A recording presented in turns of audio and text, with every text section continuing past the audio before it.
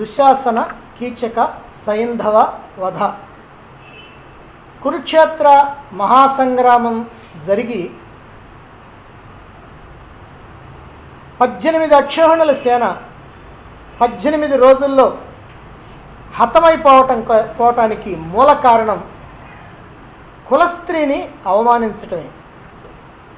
స్త్రీలని ఘోరాతి ఘోరంగా అవమానించినటువంటి దుష్టులు, నీచులు, దుర్మార్గులు ఎటువంటి ఫలితాన్ని అనుభవించాల్సి వస్తుందో మహాభారతంలో ఈ దుశ్శాసన కీచక సైంధవుల యొక్క లోకభీకరమైనటువంటి సంహారం ద్వారా మనకి చక్కగా తెలుస్తుంది.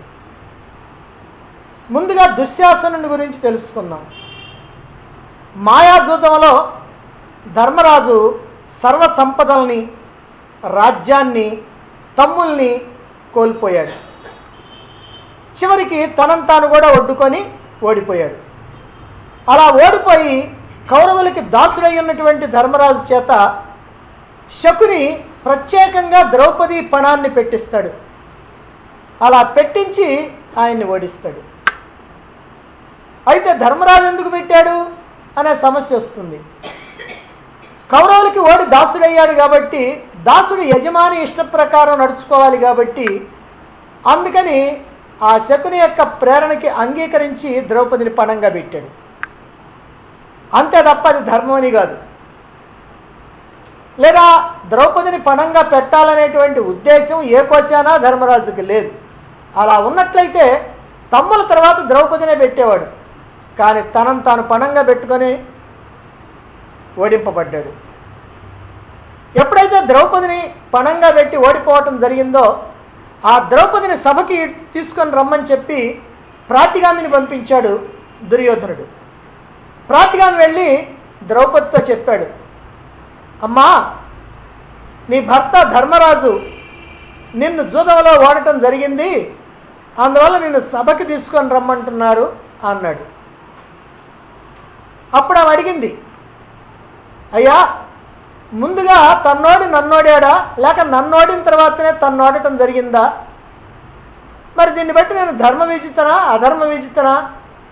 ఈ విషయాన్ని ఆ ధర్మరాజుని అడిగి నా దగ్గరికి వచ్చి చెప్పు, ఆ తర్వాత నేను ఆయన చెప్పిన ప్రకారం చేస్తాను అన్నది.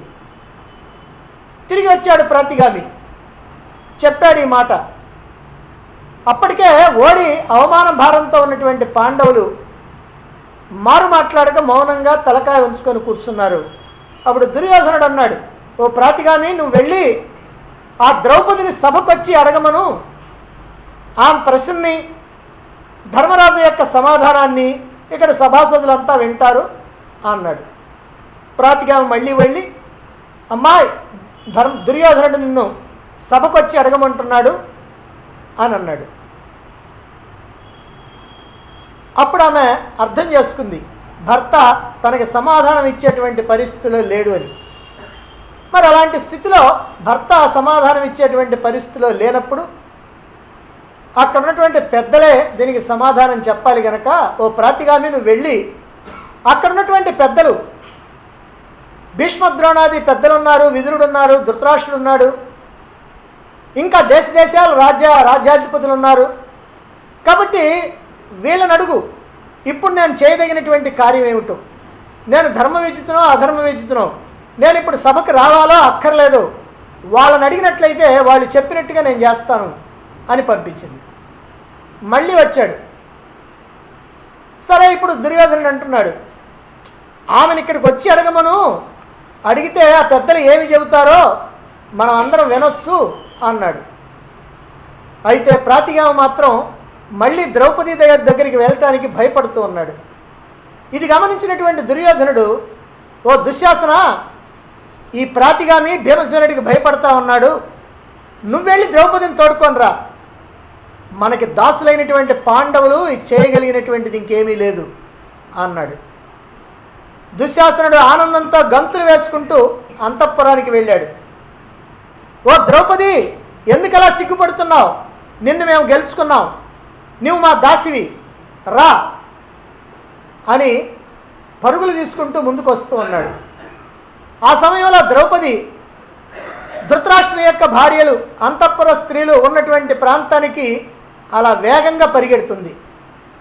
ద్రౌపది అలా పరిగెడుతూ ఉంటే దుశ్శాసనుడు అంతకన్నా వేగంగా పరిగెడుతూ ఒక్కసారిగా రాజసూయ అవబృత స్నాన సమయంలో మంత్రపూరితమైనటువంటి పుణ్య జలాలతో పవిత్రీకృతమైనటువంటి ద్రౌపదీదేవి యొక్క కేశపాశాలని పట్టుకొని దుష్టుడు, మూర్ఖుడు, దురాత్ముడు అయినటువంటి దుశ్శాసనుడు పాండవుల యొక్క పరాక్రమాన్ని కూడా పరిగణించకుండా వాయువు అరటి చెట్టుని గనక ఊపినట్లుగా మహాసాధ్వి కౌరవ వంశపు కోడలు సామ్రాజ్య పట్టం వయసు అయినటువంటి ద్రౌపదిని ఈడ్చుకుంటూ సభలోనికి తీసుకొని వచ్చాడు. ఒరి దుష్టుడా, నేను రజస్వలను, ఏకవస్త్రను, సభకు రాదగినటువంటి స్థితిలో లేను అని ఎంత చెప్పినా కూడా వినకుండా దుశ్శాసనుడు పట్టిన పట్టు వీడకుండా అలా జుట్టు పట్టుకొని ఈడ్చుకొని వస్తున్నాడు. అలా వస్తూ అంటున్నాడు, నీవు రజస్వలమైనా సరే, ఏకవస్త్రమైనా సరే, తుదకు వివస్త్రమైనా సరే, మేము నిన్ను జూదంలో గెలుచుకున్నాం కనుక నువ్వు మా దాసివి. దాసి అయినటువంటి వాళ్ళు ఎలాంటి వస్త్రాలు ధరించాలా ఏమిటి అనే దానికి ఏమీ నియమాలు లేవు, కాబట్టి నువ్వు సభకు రావాల్సిందే అని దుర్భాషలాడుతూ ఈడ్చుకొని వస్తూ ఉన్నాడు. ఆ తర్వాత సభలో ద్రౌపది సభ్యులందరినీ నిలదీస్తున్నది.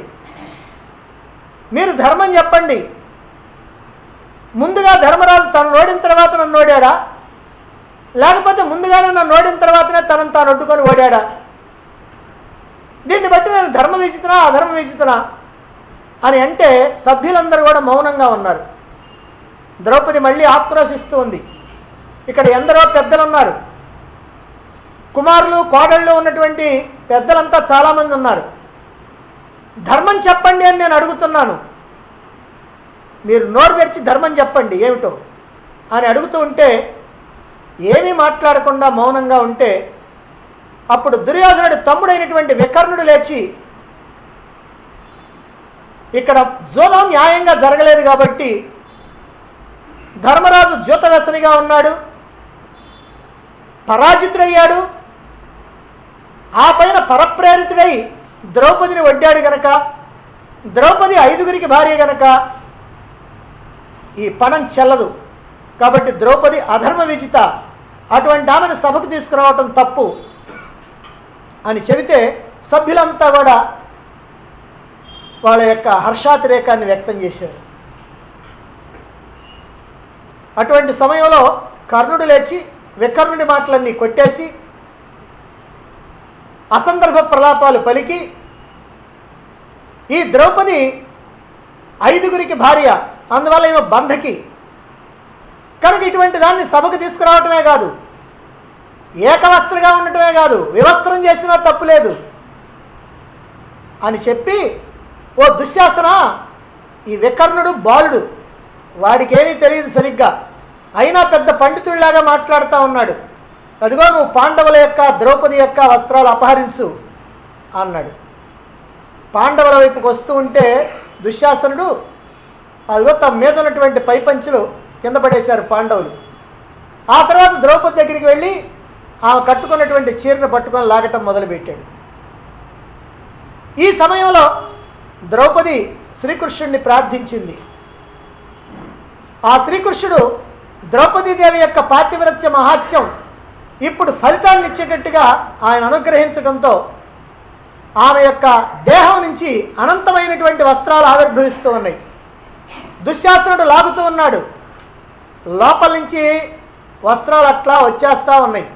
అలా లాగి లాగి లాగి లాగి అక్కడ వస్త్రాలన్నీ కూడా ఒక పెద్ద కుప్ప అయిన తర్వాత ఇక లాగలేక పడిపోతాడు దుశ్శాసనుడు. ఆ తర్వాత అనేకమైనటువంటి దుర్భాషలాడుతూ ఉంటాడు. కర్ణుడు, దుశ్శాసనుడు నోటికి వచ్చినట్లు పెరగటం జరిగింది. ఇది దుశ్శాసనుడు చేసినటువంటి ఘోర కృత్యం. ఒక స్త్రీని, కురువంశపు కోడల్ని, సామ్రాజ్య పట్టమహిషిని నిండు సభలోనికి జుట్టు పట్టుకొని ఈడ్చుకొని